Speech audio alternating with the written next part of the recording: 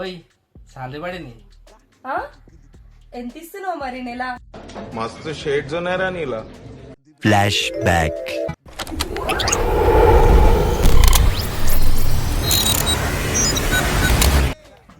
ఇదిగో సాలరీ పడింది.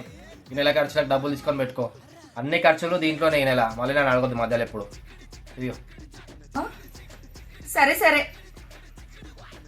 డబ్బులు జాగ్రత్త ముండా. A few moments later. బుజ్జు చికెన్ తీసుకురావా వెళ్ళి? సరే డబ్బులు తీసుకొస్తుంటే. అబ్బా 500 నోట్ ఉంది, ఫోన్ పే చేసేవా ఈసారికి? గ్యాస్ అయిపోయింది బుజ్జు, బుక్ చేయవా?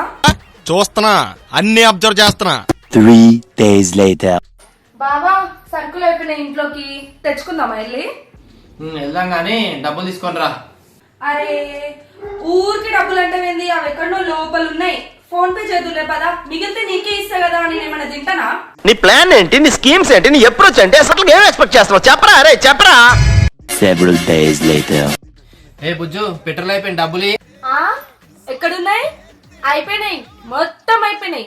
కరెంట్ బిల్లు, పాల బిల్లు, ఆ బిల్లు, ఈ బిల్లు అని అన్నీ అయిపోయినాయి. మొత్తం నీకే ఇచ్చిన, మొత్తం నీకే ఇచ్చిన. అయిపోయినాయి. ఏం చెప్పావురా? ఏంది అప్పుడే అయిపోయినాయి అన్ని? ఒక్క రూపాయి కూడా లేదు నా దగ్గర. అయిపోయినాయి.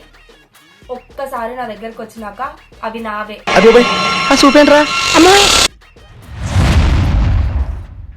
ఇదిగో ఈ నెల నీకు 2000 పండగ చేసుకో. చెప్తా ఆగు, ఎలా డబ్బులు ఇవ్వవో నేను కూడా చూస్తా. సరే అయ్యి.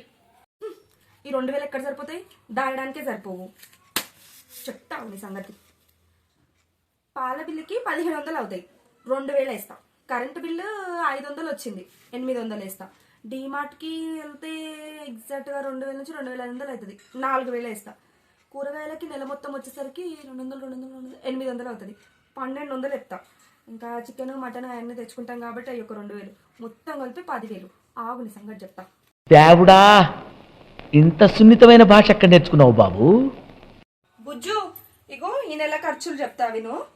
పాల బిల్లు 1500, 2000, కరెంట్